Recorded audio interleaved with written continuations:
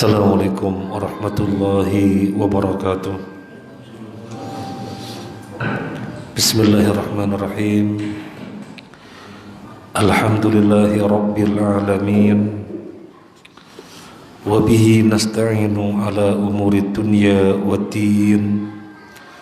Wassalatu wassalamu ala asyrafil anbiya'i wal mursalin wa ala alihi wa ashabihi ajma'in. Wa la hawla wa la quwwata illa billahil aliyyil azim. Ma'asyiral muslimin rahimani wa rahimakumullah. Alhamdulillah, kita diizinkan oleh Allah untuk kembali melanjutkan kajian rutin kita, kajian tafsir. Ini semua tidak lain adalah taufik dari Allah Azza wa Jalla. Tanpa nikmat taufik ini, kita tidak mungkin berkekuatan untuk melakukan kebaikan ini, untuk melakukan satu bentuk ketaatan ini. Sekali lagi, ini adalah nikmat yang sangat besar, yaitu nikmat taufik dari Allah Azza wa Jalla. Kajian tafsir surat Al-A'raf malam ini kita memulai dari ayat 96. A'udzu billahi minasyaitonir rajim. Walau anna ahlal qura amanu wattaqaw lafatahna alaihim barakatim minas samai wal ard walakin kadzabu fa'akhadnahum bima kanu yaksibun. Dan sekiranya penduduk negeri beriman dan bertakwa, pasti kami akan melimpahkan kepada mereka berkah dari langit dan bumi. Tapi ternyata mereka mendustakan ayat-ayat kami, maka kami siksa mereka sesuai apa yang telah mereka lakukan. Lamma dzakara ta'ala anna al-mukadzibin lirrusul yubtalawna bid-dharra mau'izatan wa indharan wa bis-sarra istidrajan.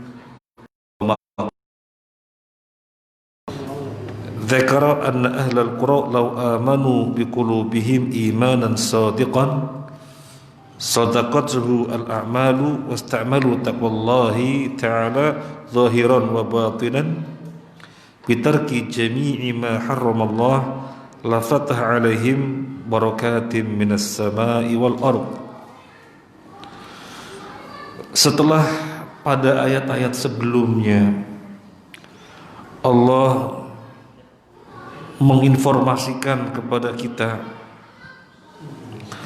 tentang keadaan para pendusta,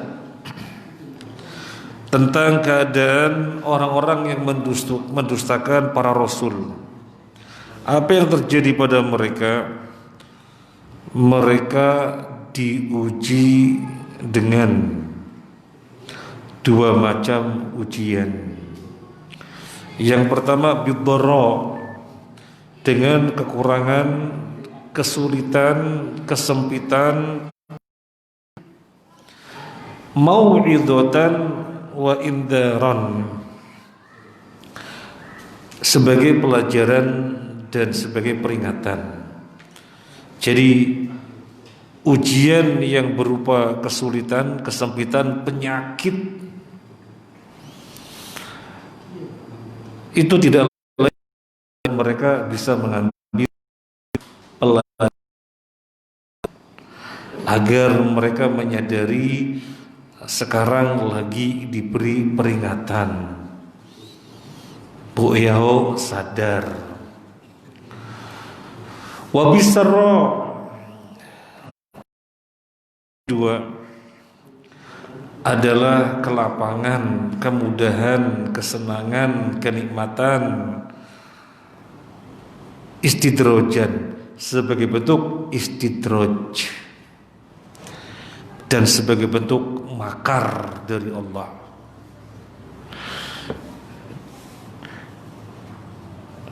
Dari penjelasan Syekh As-Sa'di ini kita mengambil poin penting.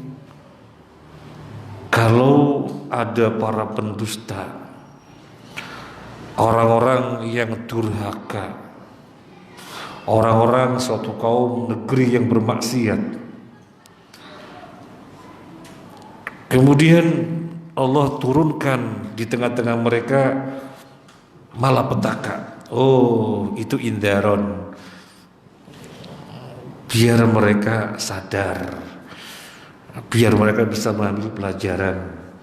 Juga ketika kita melihat para pendusta, orang-orang yang berbuat kemungkaran, orang-orang yang berbuat kemaksiatan, lalu Allah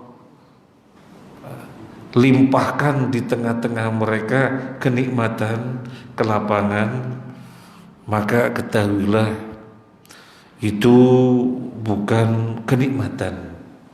Kelapangan, kemudahan, kesenangan itu bukan kenikmatan, tapi istidrojan, adab. Nanti saja di adabnya. Biarkan dengan kesenangan-kesenangan dulu. Dan makar itu apa? Makar adalah mereka sesungguhnya dalam kondisi yang membahayakan diri mereka, tetapi mereka tidak merasa. Itu namanya makar. Mereka dikondisikan, mereka ditempatkan pada suatu keadaan yang sesungguhnya membahayakan diri mereka, tapi mereka tidak merasa. Itu namanya makar. Jadi itu bentuk istidraj dan bentuk makar. Ini Allah sebutkan pada ayat-ayat sebelumnya, yaitu ayat-ayat 94, 95. Allah jelaskan demikian. Sekarang Allah informasikan sesuatu yang merupakan kebalikannya. Kalau demikian keadaannya para umat manusia-manusia, negeri-negeri yang berbuat kemungkaran, berbuat kemaksiatan, penentangan, sekarang Allah sebutkan suatu negeri yang penduduknya beriman dengan keimanan yang benar, yaitu keimanan yang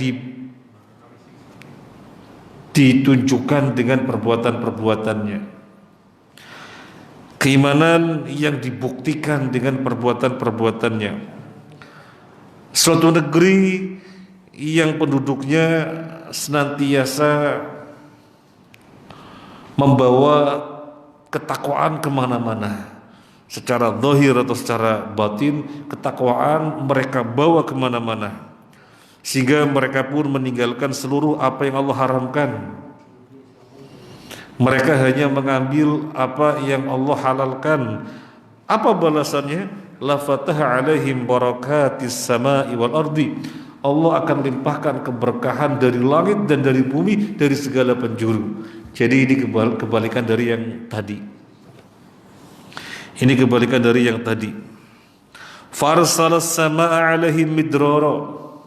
Allah akan menurunkan hujan yang sangat deras. Wan batat lahum minal ardi ma bihi ya'ishun, sehingga tanahnya menjadi subur, kemudian tumbuh tanam-tanaman, tumbuh-tumbuhan yang dengannya mereka hidup. Wa ta'ishu bahaimuhum, demikian pula ternak-ternaknya hidup. Fi ahsabi 'aishin, di dalam hidup yang penuh kemakmuran.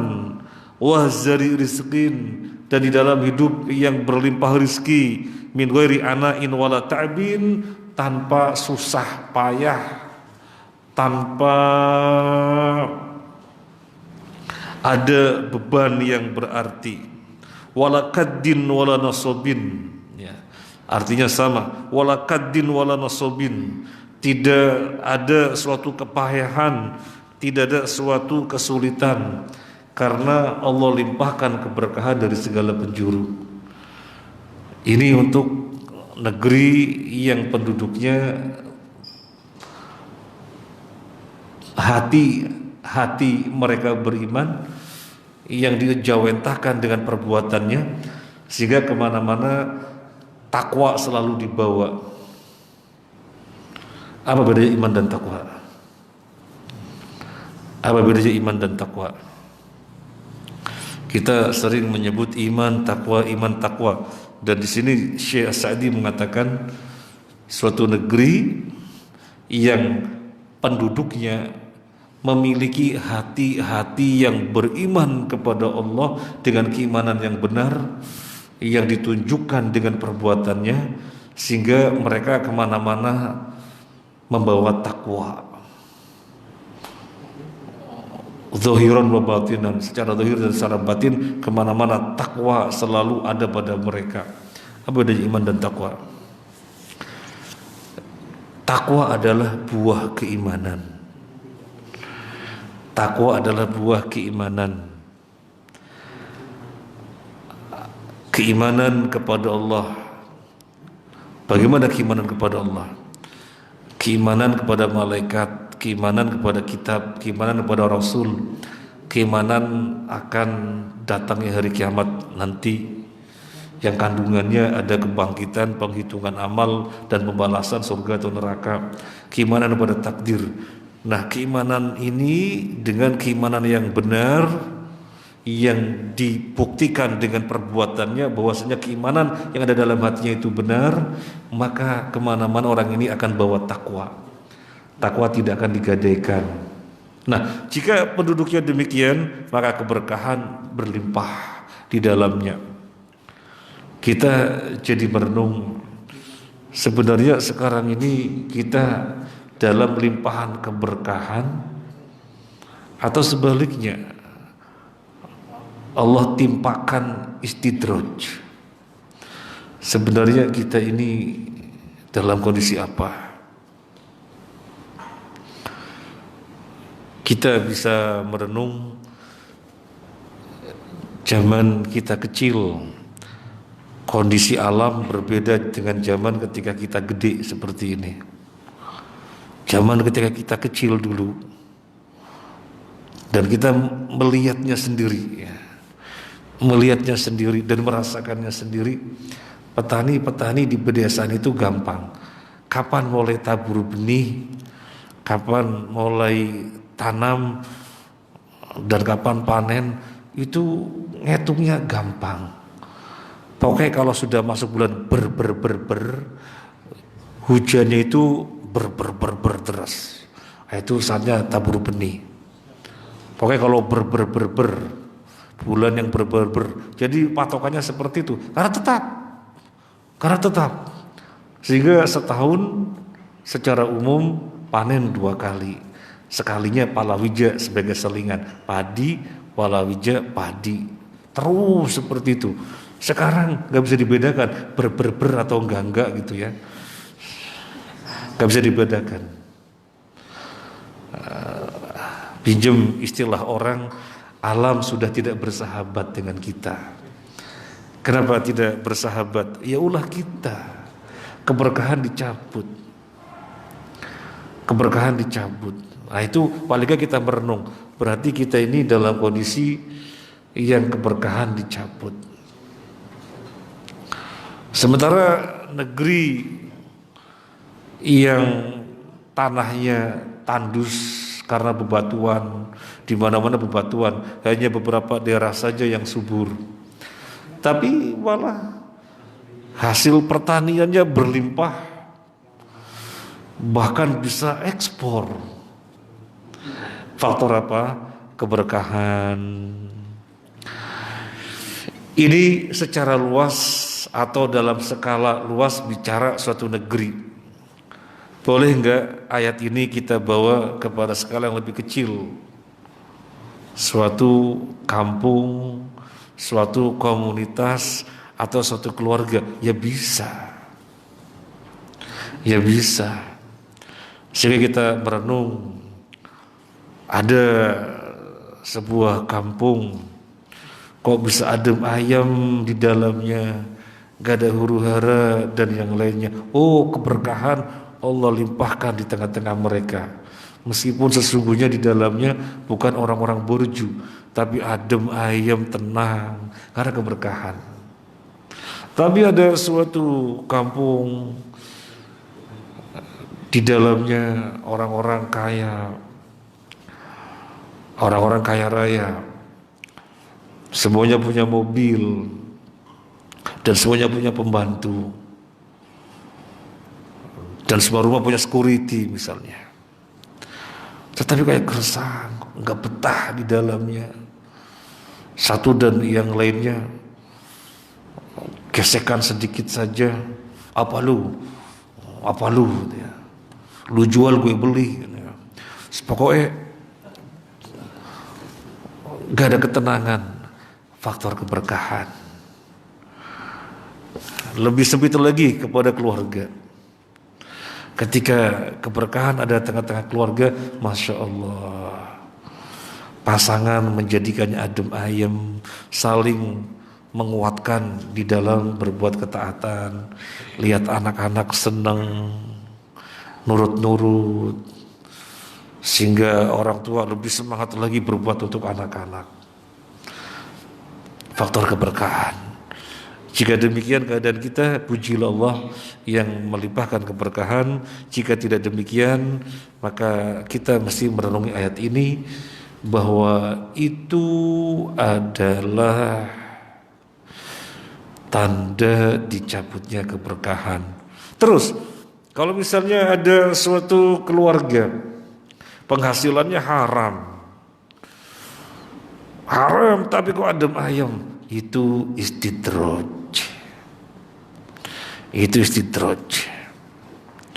Jadi nggak bisa dikatakan, oh itu penghasilannya haram tapi tenang adem ayem, suami istri rukun, anak-anak nurut-nurut.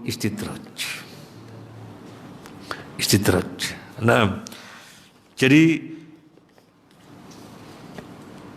ayat yang ke-96 ini informasi dari Allah untuk suatu negeri yang beriman, kemudian yang tampak dari keimanan tersebut adalah dampaknya yaitu ketakwaan, maka Allah limpahkan keberkahan.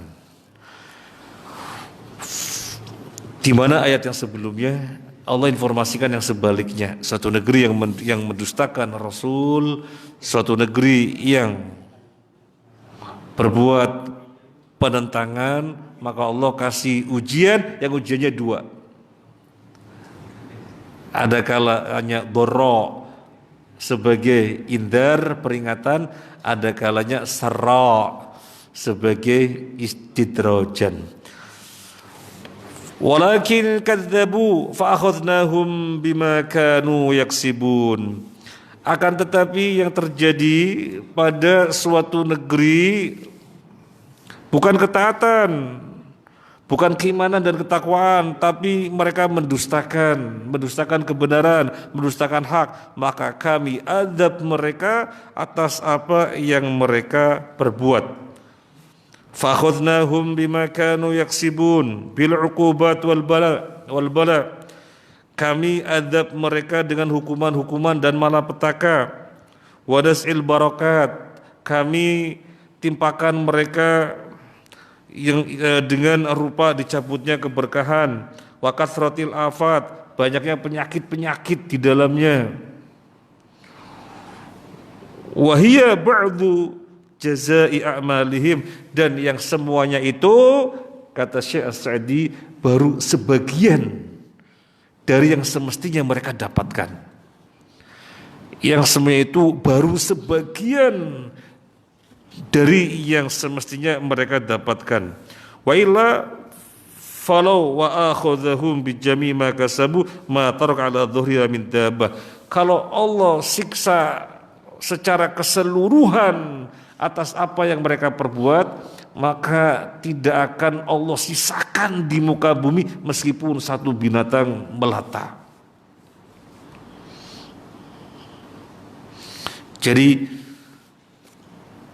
azab yang Allah timpakan itu sekedar sebagian saja, dan sebagian saja itu juga sebagian kecil.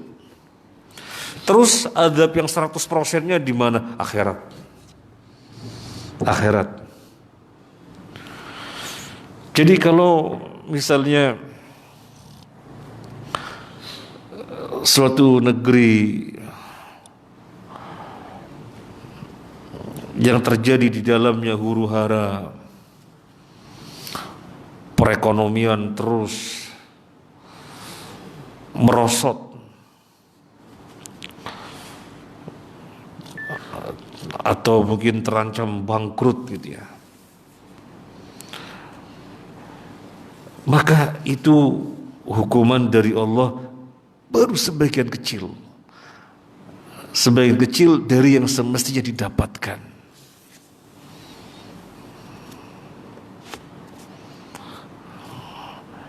Ini bicara untuk suatu negeri. Loh, tapi kan di dalamnya ada orang yang baik-baik juga. Nah, kalau di dalamnya ada orang-orang yang baik juga, maka orang-orang yang baik itu istilahnya dapat musibah.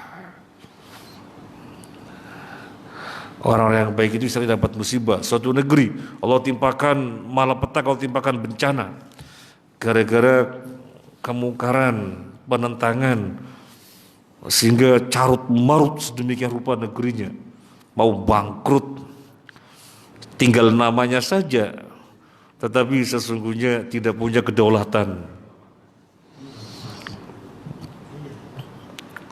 Maka jika ada orang-orang baik di dalamnya, nah untuk orang-orang yang baik ini istilahnya bukan Allah azab, tapi mereka kena musibah.